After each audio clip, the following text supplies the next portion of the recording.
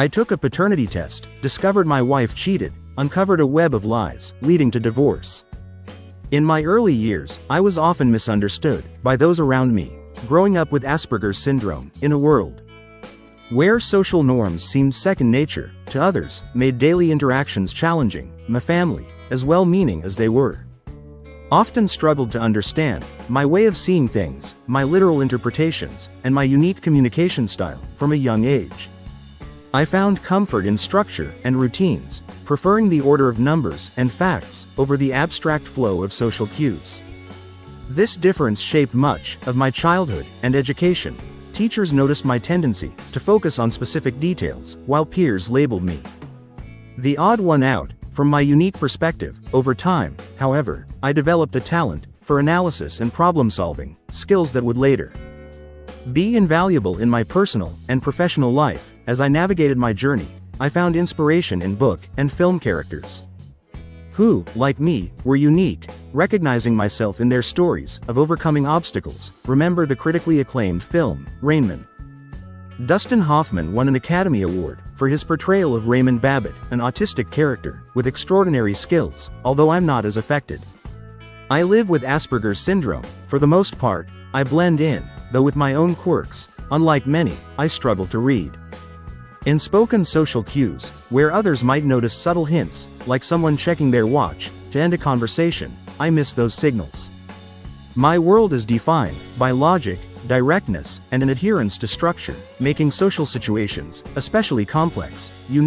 People with Asperger's were computer nerds, rocket scientists, quirky programmers. Think of Sheldon from The Big Bang Theory. I'm precise, as a CNN commentator once wrote, "We usually show little expression in our faces or voices. I can't look you in the eyes. I've learned to look at people's mouths or noses. I can't hold a casual conversation for long, but I can give you a lecture on topics like U.S. atomic bomb tests, Pittsburgh steel workers, Doberman puppies, or medieval society. We excel in school because we follow rules, which makes us good employees if given specific tasks and goals, but overall, we don't make the best managers. Why a whole week off for a funeral? It's just one day." I once told a boss, "Maybe your boss wasn't difficult, just an aspie." My parents passed away when I was young, and I was a constant source of surprise and confusion to my grandparents. They had raised 6 children, none of whom spent as much time in the principal's office as I did, mostly due to the questions I raised in class. I'd ask, if this is anti-bullying week, what was last week, or in case of fire, why line up from shortest to tallest? Do tall people burn slower? And why is Black History Month, in February, the shortest month?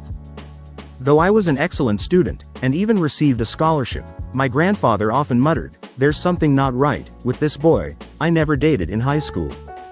Unfamiliar with the mind games and mental tricks girls used on teenage boys, I read everything literally. My grandfather, a practical military man, hired a courtesan for my 18th birthday. I was thrilled, and like any teenager, I arranged regular visits with her when I could afford it.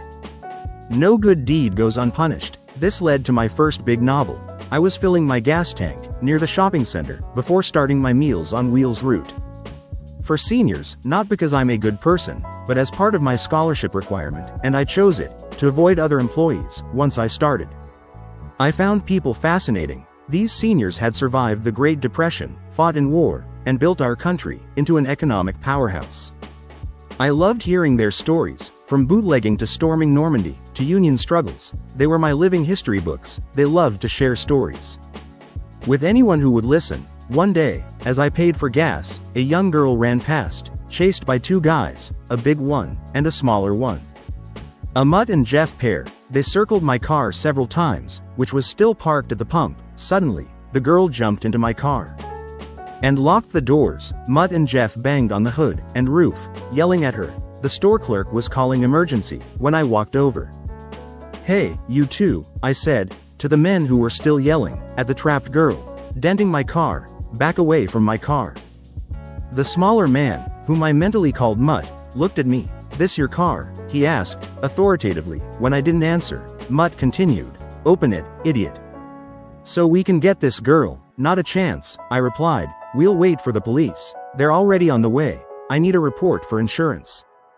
Plus, you both owe me for the damage. This was my grandmother's car, and she kept it pristine. I waxed it every Saturday at 5 p.m.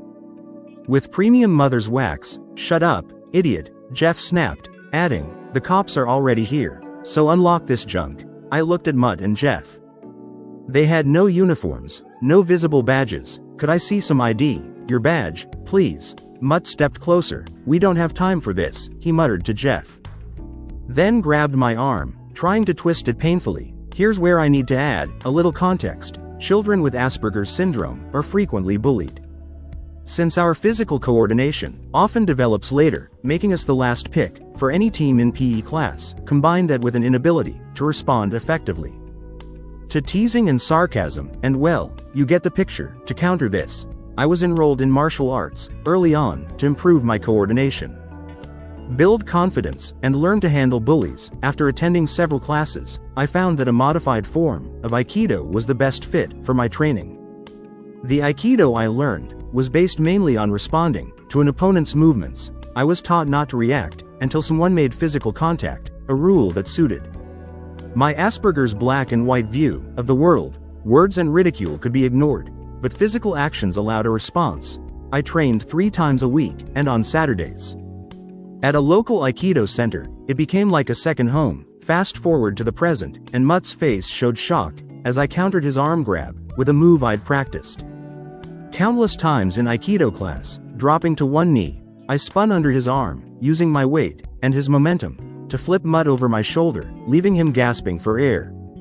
Standing up, I stated, "You touched me first, please don't try it again." The girl in my car screamed, while behind me, Jeff charged forward, arms wide, head down, ready for a football-style tackle. This feels just like my last belt test, I thought, as Jeff's fingers neared my hands. I fell backward, raising a leg to kick him in the stomach, and grabbed his outstretched forearms, pulling him down. As I pushed off with my foot, Jeff flipped over, landing near a gas pump.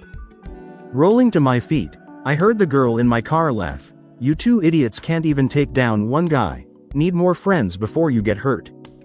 Her laughter continued, but I stayed serious. These guys weren't backing down. Jeff quickly jumped up, pulling out what looked like a taser. I saw blue sparks flash and heard the electric buzz. We never trained against tasers, but I treated it like a sharp weapon, dodging and weaving to keep Jeff off balance when I had the right opening.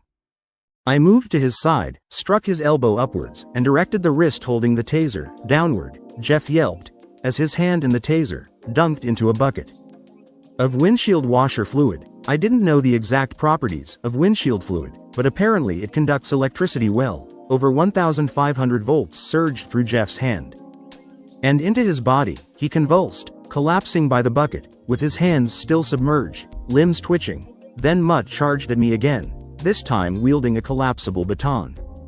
I hopped over Jeff, who was still spasming, and pulled out a wooden-handled scraper from the bucket.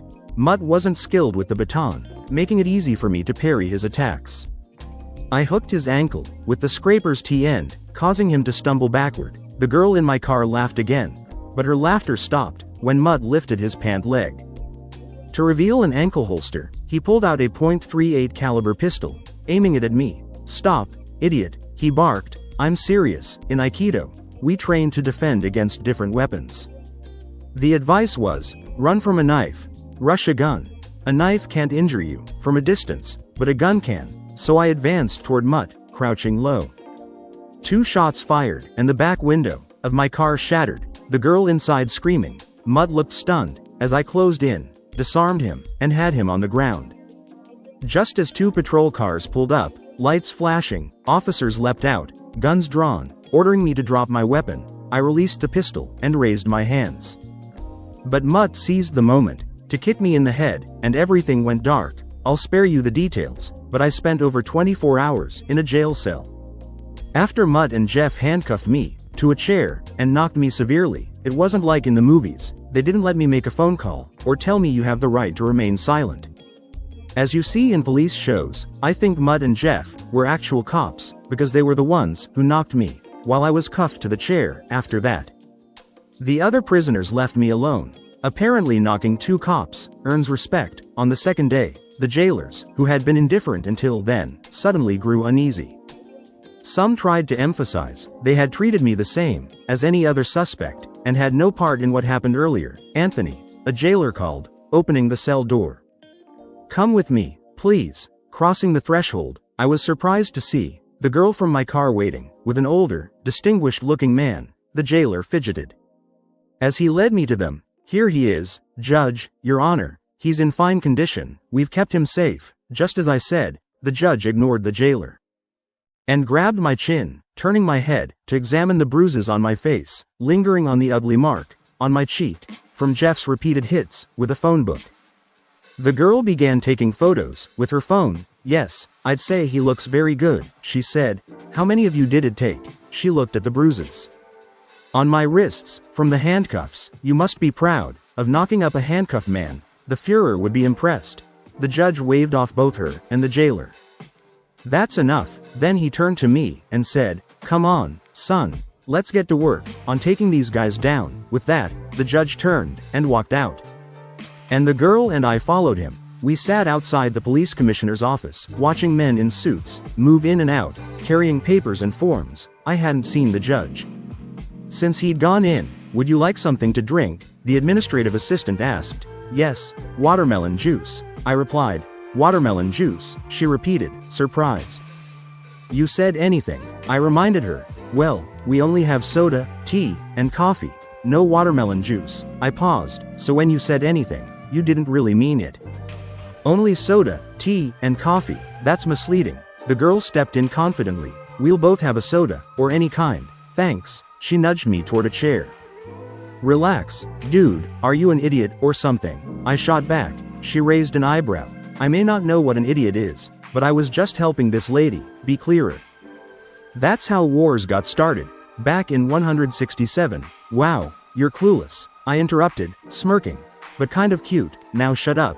Don't you want to know what happened after the cops showed up at the gas station?" "I assume you're going to tell me," she replied, unfazed. "Isn't that why you're here at the police station?" She rolled her eyes, then extended a hand.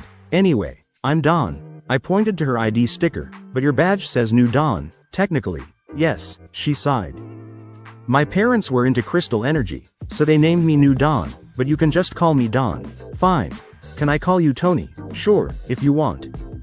But I probably won't answer, since my name's Anthony," I replied. Dawn chuckled. "Okay, Anthony. Look, those two goons were after me, because they thought I was shoplifting." "Were you actually stealing?" Dawn gave me an innocent look. "Yeah, maybe," she shrugged. "It's not like a massive store like that would go broke over a few items.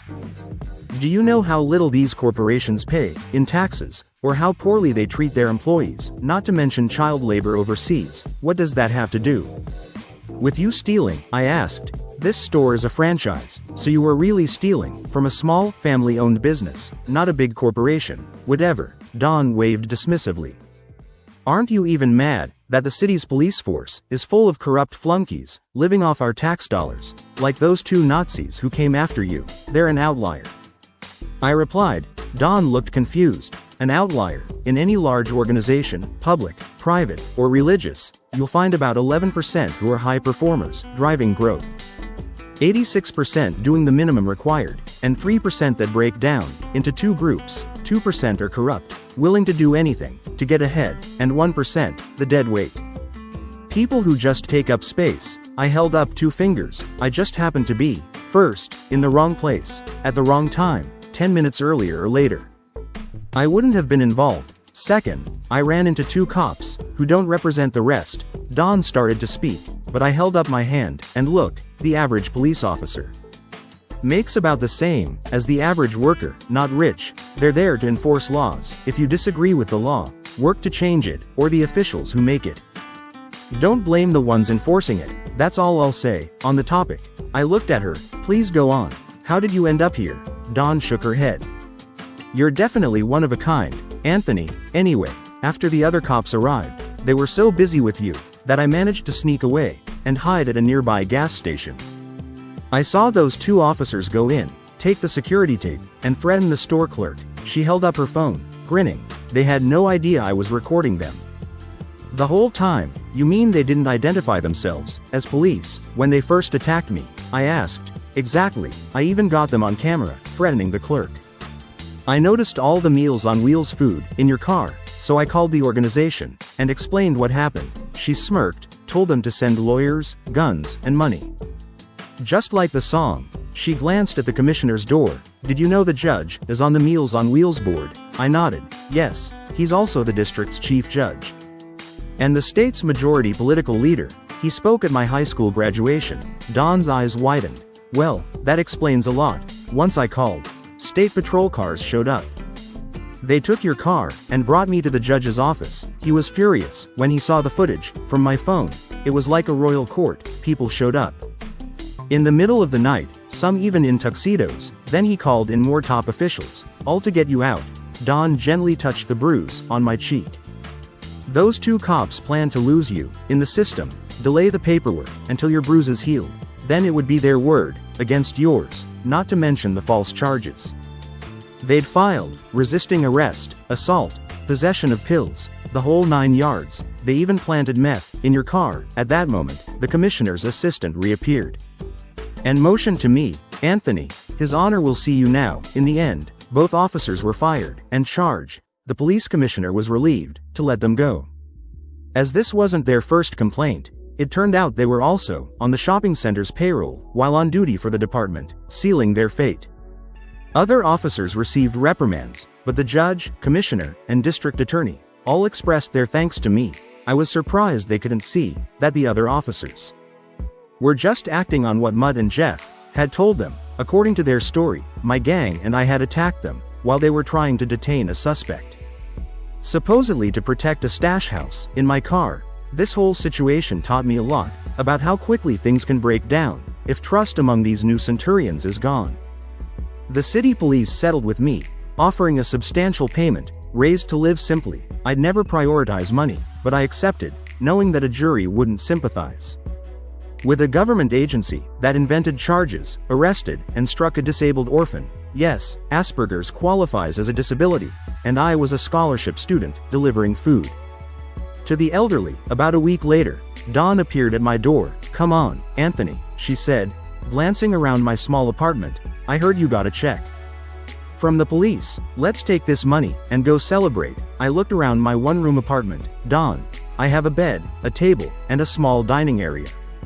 Maybe it's a bit bare, but it's clean and functional. Not exactly a dump. Fantastic, Dawn replied, irritated. You live in the Taj Mahal. Now invite me out somewhere nice. I deserve it. Today, we're celebrating. I can't eat anything here, Dawn exclaimed, dropping the menu. We were at one of the city's best steakhouses. A classic place, where my grandparents would take me on special holidays. They had the best beef, plus seasonal crabs and lobsters. I looked over my menu at her. What's wrong with the meat selection? She looked at me, disgusted. I'm a vegetarian, she said, pointing to the menu. Is it possible to eat anything here that hasn't suffered horribly? You're a vegetarian? I asked, and she nodded. Recalling my grandfather's words, I said, you know, Dawn, the original meaning of vegetarian was bad hunter. Dawn pointed at me. You don't get it. Nature didn't design us to eat hamburgers. I repeated something else my grandfather used to say. If nature didn't want us eating hamburgers, why did it make cows so easy to catch? I've never heard of anyone eating cheetah burgers. Dawn looked annoyed. Humans were never meant to eat meat. Our prehistoric ancestors ate almost entirely wild grains, fruits, and vegetables. I gave her a puzzled look. But you're not living in prehistoric times. If you were, you'd already be dead. The average lifespan of a cavewoman was less than 20 years, with men living about 5 years longer. She waved me off. No one seems to understand that our ancient ancestors succeeded in hunting. Only 10% of the time, hunting was risky. You could break a bone, sprain an ankle, or get injured, which meant a quick death. Without medical help, without greens and tubers, they'd starve. Dawn, you're afraid of spiders, and I can't picture you eating termites. She grimaced. Anthony, that's disgusting. Clasping my hands, I continued. Cave people got most of their protein from insects. Termites were 38% protein, and one species in Venezuela, center-made tacos, is 64% protein. Termites are also rich in iron, calcium, and essential fatty acids. Dawn shuddered, waving the menu. People need to return to natural basics. Not this industrial farming mess. Setting down my menu, I said, so we shouldn't use penicillin or antibiotics, perform surgeries without anesthetics, go back to when childbirth was the leading cause of death for women. No, Dawn said, but we should be more self-sufficient. She gestured to the other diners. I just worry about what everyone eats. I tried to understand her point, but she seemed so firm. Dawn, being worried about what others eat is like getting angry at someone eating a donut while you're on a diet. Dawn laughed, tossed the menu aside, and said, I'll get a salad, but dessert's on me. At your place? Sure, I said, flipping through the menu to show her pictures of desserts. Today's dessert is homemade key lime pie with whipped cream. Can't think of anything better. Okay, fine, she said, smirking. Your dessert idea might just knock key lime pie off its pedestal. It only made sense that if Dawn was my girlfriend, she should live with me. But we couldn't share my small apartment, so I bought a larger place. The settlement from the police made it possible. Money was never my focus. But Dawn seemed to appreciate the things it could provide. I was studying math and accounting. I loved math, but my grandfather had said I needed a practical career.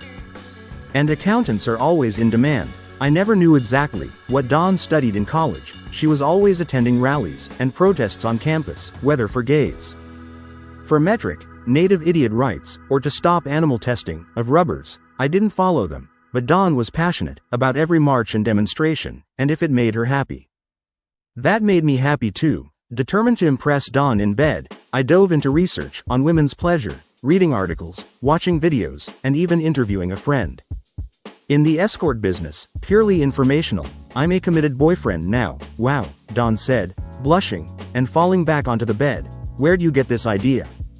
I put the toy back in the drawer and explained. A clerk at the Pleasure Palace recommended it, even gave me a demonstration. In the back, it's one of the top-rated ones. Dawn stared at me, then burst out laughing. You're probably the only guy who'd honestly call watching strangers pleasure research, and I actually believe you. Dawn got pregnant, which threw me off, not because of the baby itself, but because it disrupted my idea of an ideal relationship path: dating, living together, marriage. Then kids. It took 2 weeks to convince her, but she finally agreed, and we headed to the courthouse. That year was incredible for me. Dawn became my wife, and our daughter was born. With our daughter's arrival, Dawn and I had our first serious disagreement. Anthony, I want her born here, in a place of love, next to where she'll sleep and eat, she argued. Dawn, you don't even like cooking, but you want to give birth in the kitchen, I replied, trying to stay rational. Our daughter's presence filled me with purpose, and I threw myself into learning about parenting. I consulted child psychologists and read everything I could. Dawn, however, grew tired of my constant suggestions, so I took on most of the parenting. She wasn't uninvolved, but she left the day-to-day things, like zoo trips and concerts, to me. While staying active on campus, years flew by. After earning my doctorate, I got recruited by a top hedge fund on Wall Street. They were looking for geniuses who could make 2 + 2 = 5. I enjoyed the work, a giant 3D puzzle, where we could turn 2 + 2 into 9, under certain accounting tricks. Though the pay was high, money never motivated me. The thrill of solving complex problems did. They say, a poor man wants to be rich, a rich man wants to be a king, and a king wants everything. I could see that Wall Street was just a rigged game, but if the money made Dawn and my daughter happy, then I was content too. It never crossed my mind that Dawn might cheat. Sure, we had late nights here and there, but she was busy with her activism, now focused on environmental issues, like saving endangered animals. Anthony, she'd say, humans are the biggest threat to blue whales. True, I'd reply, but who else would hunt a blue whale?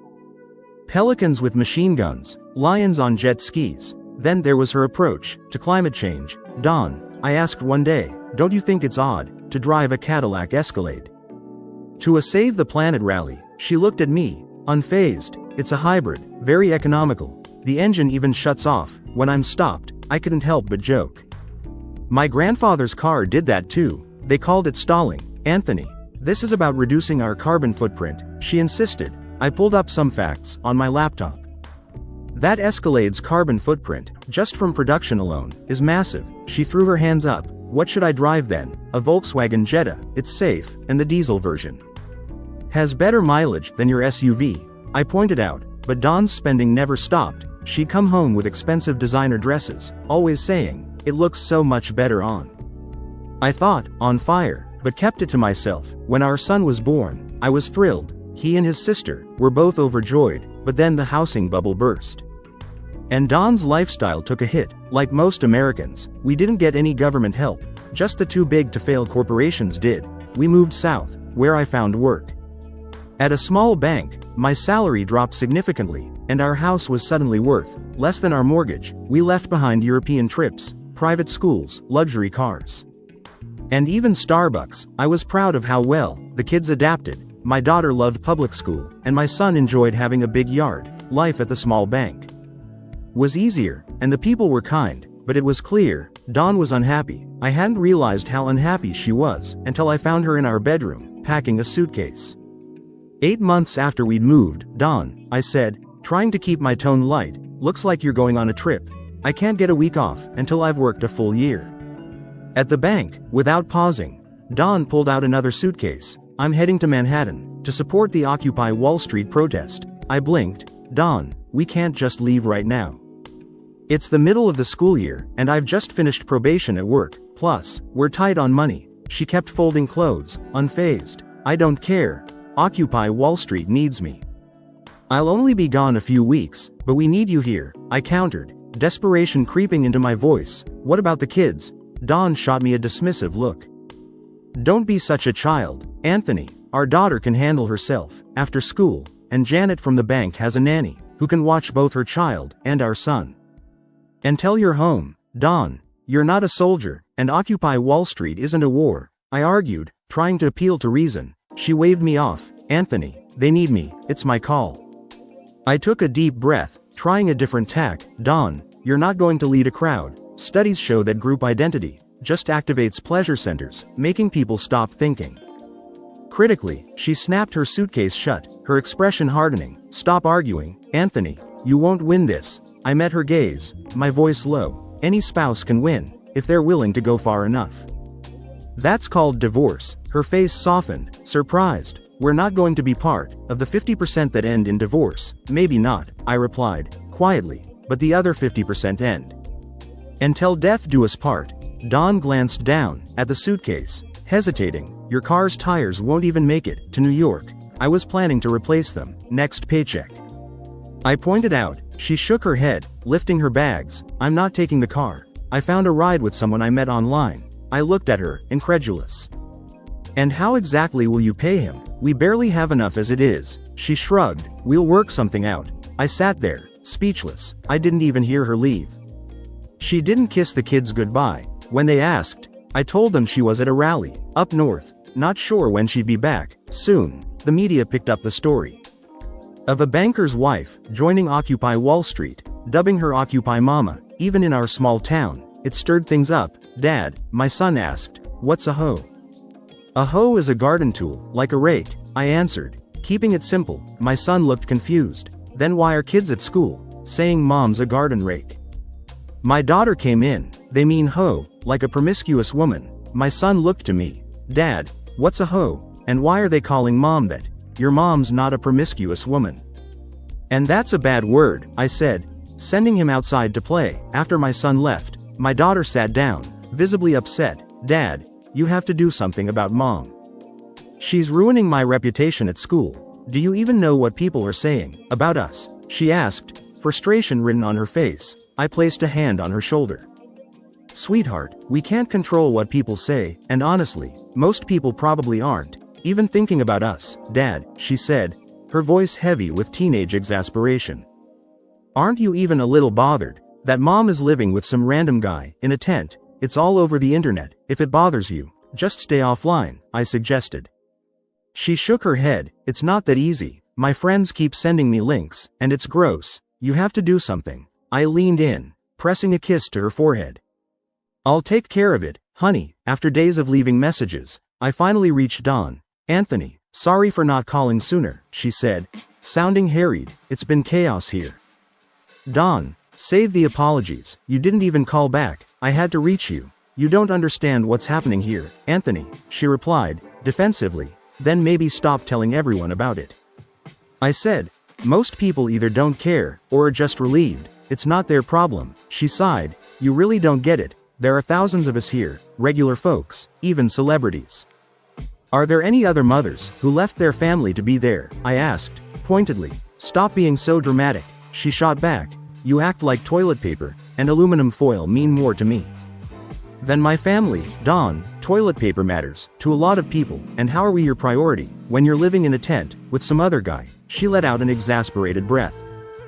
Don't be ridiculous, Anthony, we're just sharing a tent. It's not like we're sleeping together, really, I said, unable to keep the sarcasm out of my voice, because his blog post, titled Occupying the Occupy Cape, suggests otherwise. Can you actually believe everything you read online? He's just exaggerating, she protested. Dawn, I said, struggling to stay calm.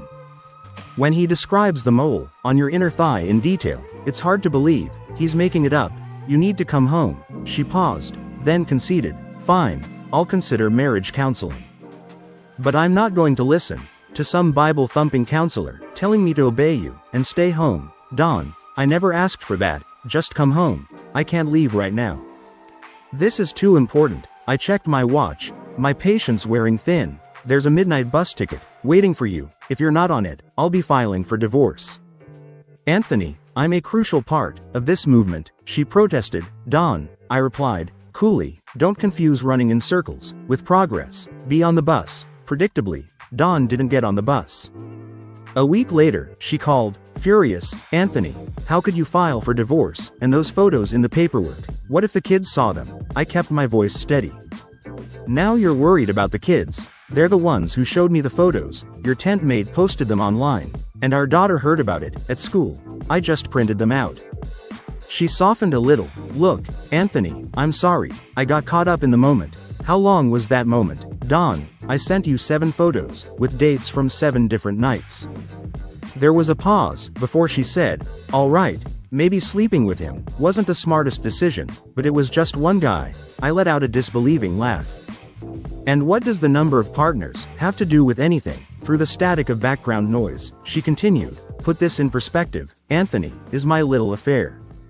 Worth losing everything. This doesn't have to be an execution for our marriage. People go through these things. It could even make us stronger. Dawn, I replied, my patience gone. That logic makes as much sense as Yogi Berra saying, if you don't go to other people's funerals, they won't come to yours. I switched the phone to my other ear. As she continued, listen, I have a guy here with me, whose father owns one of the biggest law firms in the state. He said if you keep pushing this divorce nonsense, you'll get sued. Then I heard a man's voice on the line. Hello, can you hear me, Anthony? Yes, I hear you, I replied. Listen, buddy, you're handling this all wrong. He said, I work for a big law firm, and every day, I see guys like you, chewed up and spat out by the courts. If I represent your wife, you're done for. Do you even know who my father is? It was a bizarre conversation, but I responded, sorry, man, I have no clue who your father is. Didn't your mother tell you? What? Hissed the voice on the line. I kept my tone calm. Maybe your mom had a lot of partners, and that's why it's hard to know. I don't know you, but I could try to help. Do you have any specific traits, like African American, Hispanic, or Asian? You idiot, he shouted back. My family's been here since this country was a colony. Why are you angry at me? I asked, evenly. I'm just trying to help, and besides, it wasn't my mom, who might have had multiple partners before I was born. Maybe you should check if she lived near a military or naval base at the time. The government keeps a DNA database. You could look there to see who she might have picked as a donor. I'm going to wipe the courthouse floor with you. He exploded, and then I heard a shuffling sound, as Dawn must have taken the phone from him. Anthony, are you still there? She asked, her voice more restrained. Yes, Dawn, I'm here. Are you sure this is the guy you want representing you in our divorce? He seems pretty unstable, maybe because he doesn't know who his father is. Forget him, Anthony, and forget the divorce. Every couple has a slip-up. At some point, everyone does it. Nobody cares anymore. You're wrong, Dawn, I countered. According to a recent Gallup poll, having an affair is considered one of the most immoral acts. Out of 1,535 American adults, 91% believe infidelity is morally wrong. More than they object to human cloning, suicide, or polygamy. Only 9% think it's acceptable. Sure, we're more open to divorce, premarital sex, and children out of wedlock. But about 24 states still criminalize infidelity. Damn you, Anthony. Divorce is not an option, she snapped. Dawn, I stated. Calmly, there are no right answers to wrong questions, she spat back. Fine, Anthony, want to bet I'll ruin you for this. Remember, whoever came with a knife will die by the knife. I blinked, baffled. What does cutlery have to do with our divorce, Dawn? A stream of curse words came through the line before it went dead. In the end, Dawn cleaned me out. During the divorce, and her lawyer truly wiped the floor with me. Apparently, our state is one of the few with lifelong alimony. Her lawyer used that, along with my previous income, to seize my retirement, home equity, savings, and any cash, but they were both surprised when I didn't care about any of that. I traded it all for sole custody of my children. As far as I saw it, Dawn may have won the battle, but it was a Pyrrhic victory. Dawn's involvement in the Wall Street protest brought her some temporary fame. After our divorce, my daughter showed me a press release. Dawn had secured a book deal with a possible film adaptation. Her advance was substantial, which explained why she didn't push for alimony, though it didn't explain why she drained my accounts and pleaded poverty. About child support, Dawn's fame quickly turned into small-town resentment toward me. I hadn't expected my colleagues or the town to react the way they did. Janet, the single mom and bank teller I shared a nanny with, explained it. You might not see it, Anthony, but there's still a lot of old-school machismo here, from both men and women. Janet, what did they expect me to do? Touch my ex-wife? That's just not who I am. Janet patted my shoulder. I get it, none of this is your fault. Your ex, Dawn, isn't exactly stable, honestly, with all the therapists, meds, and self-help. I bet a quarter of women in this country are on some kind of mental health treatment. I thought about it. Wow, Janet, that means 75% of women are walking around with untreated mental illness. For some reason, Janet smacked my shoulder hard, muttering something about how we're all alike. Rubbing my shoulder, I continued. I really don't care what people think, except, what does my personal life have to do with my job? We're in a bank, Anthony. People want to feel confident about where they keep their money and who they work with. Some folks think, if you can't keep your own family together, how can you manage their finances? Maybe Janet had a point, but it didn't matter to me. My job was just a means to support my family, but as a result, several clients refused to work with me, and my manager bluntly told me that they didn't want weak people affecting business. So even though I was qualified, I was surprised when the bank manager came to my small office one day before closing. Tomorrow, you're in charge, he said. This is your responsibility. These are your employees. They're your responsibility. He looked up before closing the folder in his hand. Try not to let any of them leave or let you down. The next morning, an elderly guard let me in. I greeted my team as they arrived, and after a quick check around, I stepped into the men's room. When I came back out, I was stunned. 2 men in ski masks were in the lobby, with my employees lined up against the wall. Some were visibly shaking, and one woman had a large stain on her pants. One of the men held a gun to the head of the elderly guard, the other holding what looked like an explosive device. Vice yelled, "Are you the damn manager?" "Yes, I'm acting manager this morning," I replied, trying to recall the procedures for a robbery. "I assume you're here to take bank funds, otherwise, you'll need to come back during regular hours when our full-time manager is here." The man grabbed me by my tie, yanking me toward him, shaking the bomb in my face. "Are you some kind of comedian?" he spat, tightening the tie and shoving me to the floor. Slowly, I got up, loosening the tie that had pinned me down. I hated wearing ties. They originated in Croatia, in the Middle Ages, worn by men to show loyalty to their king. Why we still wore them now was beyond me. The robber yanked Janet out of the cashier line, wrapping an arm around her waist and holding the bomb close to her head. It looked like a grenade, though I couldn't tell if it was real or a fake. "Manager," he shouted, "are you listening? Give me all the money in the bank, right now, or I'll blow her head off." "Of course," I said, gesturing toward the storage room. "We haven't transferred the cash from storage yet, so it's all still there." "Then let's go," he ordered. Pushing Janet forward, She stumbled, falling to the floor, as he directed me to the back of the bank. We all ended up in the vault, just behind the safes. In a closed room, with a barred door, the gunman left with a paper bag, full of cash, while the bomber stayed at the vault door, blocking our exit. I could hear my employees' quiet sobs behind me. Once the first robber was clear, the bomber lifted the grenade, with a smirk, then tossed it into the storage room. "Bye, suckers," he sneered. Before running off, I'd heard people say that time slows down in moments like this, but I'd never believed it. Time is constant, it doesn't speed up or slow down. Yet, despite Einstein's theory, I experienced time dilation firsthand. In slow motion, the grenade rolled toward Janet's feet. I heard a cashier scream, and saw another employee faint, falling slowly to the ground. "This is your responsibility. These are your employees. You are responsible for them." Those words flashed through my mind, as I dropped to my knees and lunged for the grenade, shoving Janet aside. I felt like I was moving through syrup, my hands appearing enormous, like baseball mitts, as I finally grabbed the grenade. I sprinted toward the vault exit, feeling as if I were running through quicksand. After what seemed like an eternity, I reached the door and kicked it open, pulling it shut behind me. I knew that the century-old, cold-rolled steel vault door would protect everyone inside from the blast. Unfortunately, the door to the deposit room was shut, blocking my escape route. I noticed the display safe we used for demonstrations, sitting open on the counter. Quickly, I shoved the grenade into the display safe and slammed it shut, holding it with my left hand.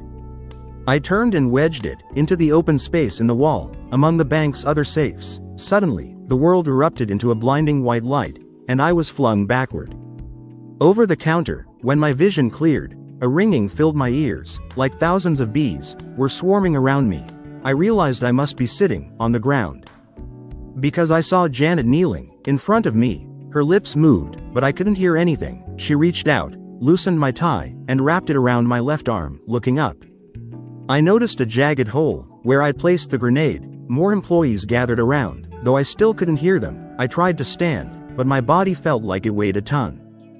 Janet gestured for me to stay down. Then she began unbuttoning her blouse. I briefly admired her firm C-cup chest and a white bra, before she wrapped the blouse around my head. Her perfume filled my nose, a welcome change from the dust. I was trying to place the scent when I drifted into unconsciousness. When I woke, I realized I was in a hospital bed. My left arm and leg were both heavily bandaged. A man in a white coat stood beside me, jotting notes on a chart. "Welcome back, Rambo," he greeted me, casually. Without even looking up, "I pulled a lot of fragments from your face and scalp, but it'll heal fine," he grinned. "Everything should be back to normal. Besides, chicks dig scars." He pointed his pen at me. "You also lost a couple of fingers and a thumb. The good news is the thumb's root was intact. So I reattached it. With rehab, you should regain about 80 to 85% mobility in that arm." He looked me over. "But I doubt you'll be playing the piano at Carnegie Hall." Confused, I replied, "Doc, I've never even played the piano, let alone at Carnegie Hall." He just shook his head. "Someone used your tie to stop the bleeding. Quick thinking, probably saved your life." With that, he hung my chart on the wall and walked out. I sensed movement on the other side of the bed and turned to see the bank manager standing there. "Anthony, you're one crazy son of a gun," he said, shaking his head. "I'd never have guessed. You had it in you." The security footage caught the whole thing.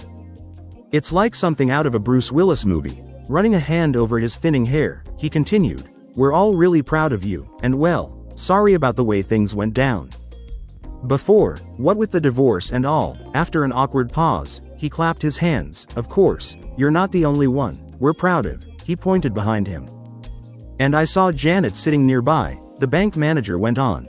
"Janet slipped a couple of dye packs into the robber's bag. They didn't notice, and when the packs went off, dye covered them and their windshield. They lost control and crashed right into Creamtime Donut Shop."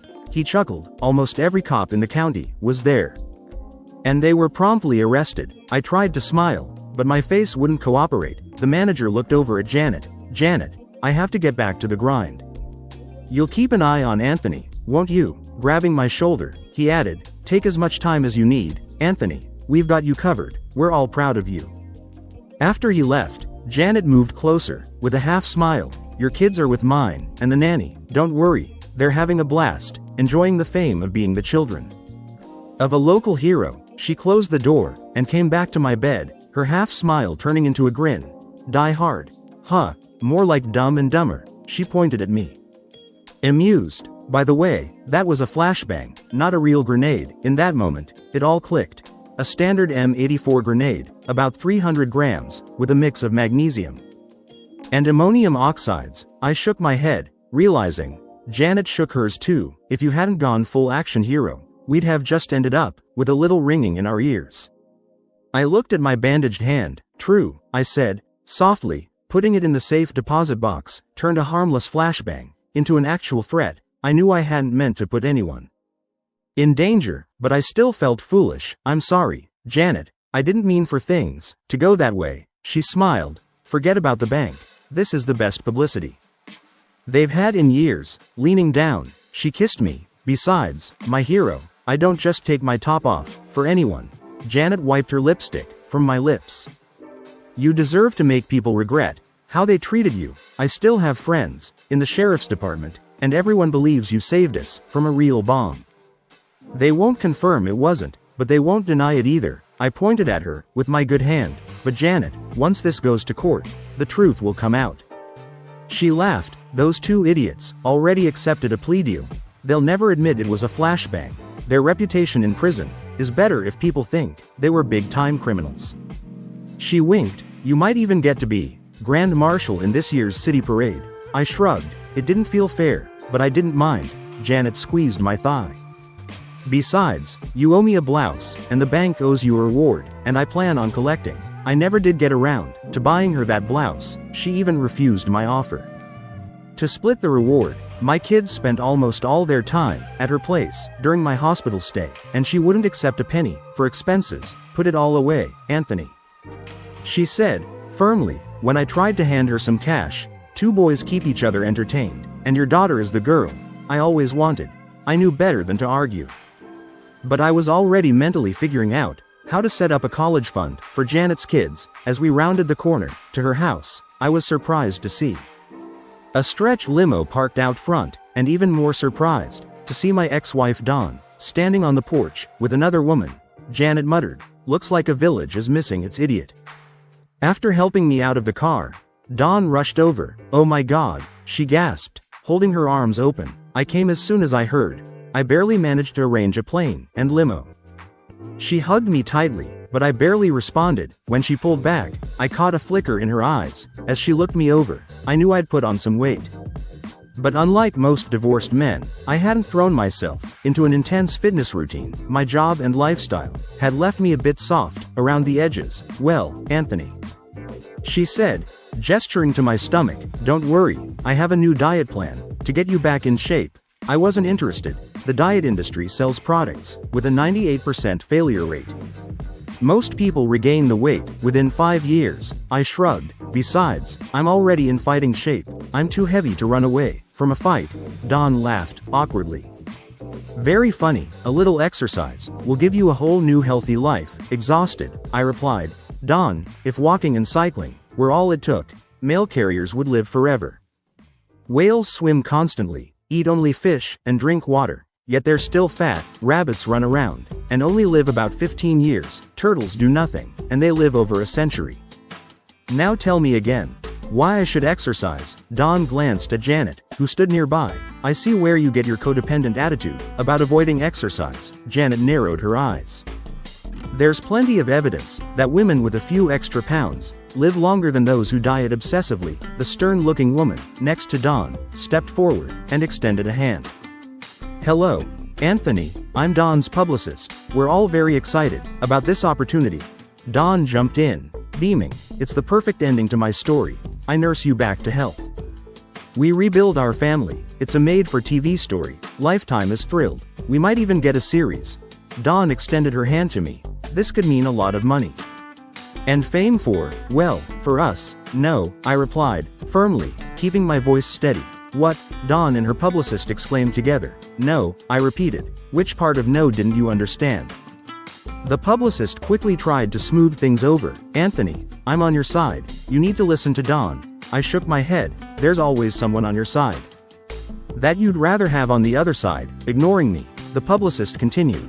I know you've been through a trauma, and might not be thinking clearly, with your recent head injury. And the shock of your split, with Don, your judgment may be off. Think carefully. Opportunities like this don't come around twice. Janet took my arm, and guided me toward her door.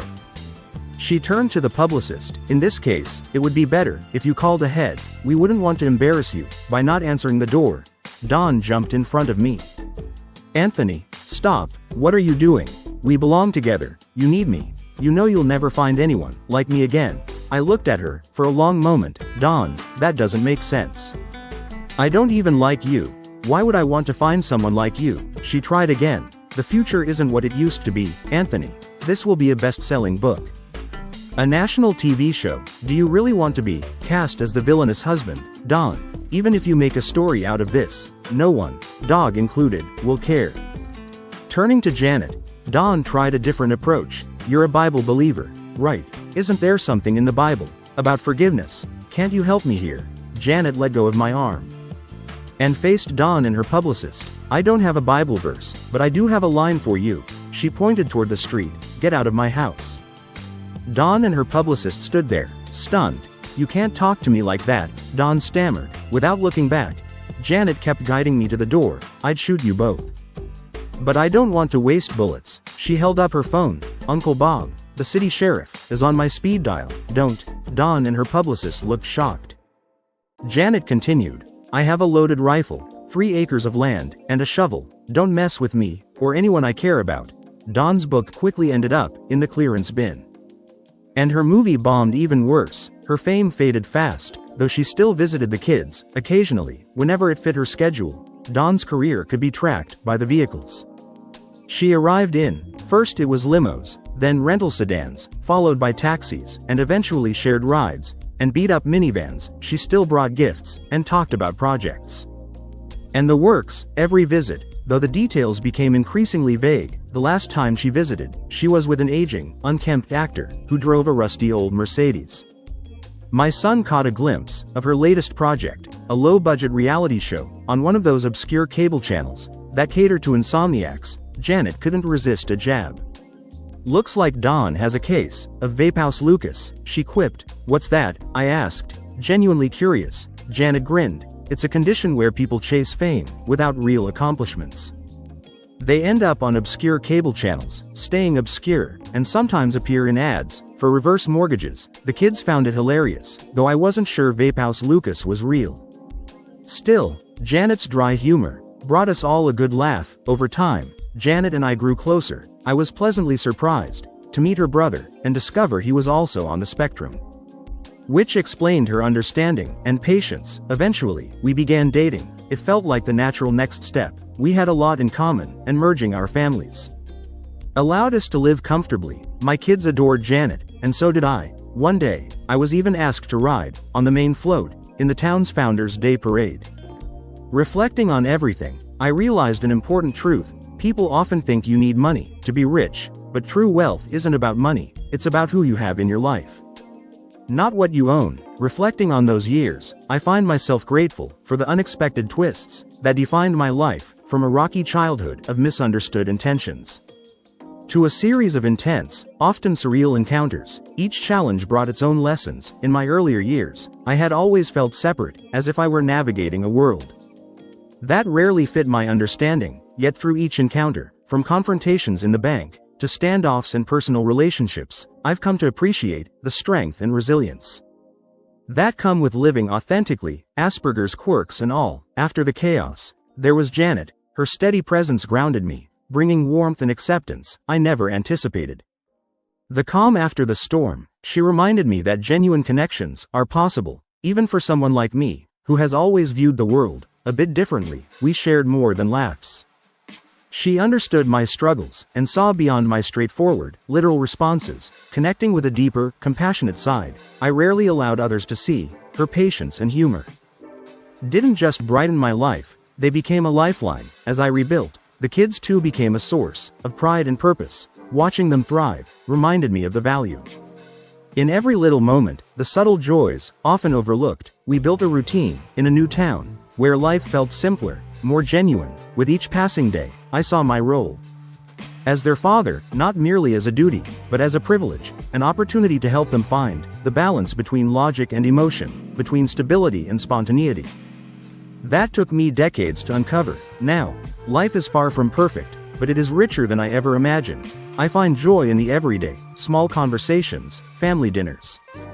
Even the occasional parade float, in a town that is coming to see me, as one of its own. Money and fame, once tempting goals, have little appeal. True wealth, I've realized, is woven from the love and acceptance of those who stay by your side, through the ups and downs, the ones who see your unique path, and choose to walk alongside you.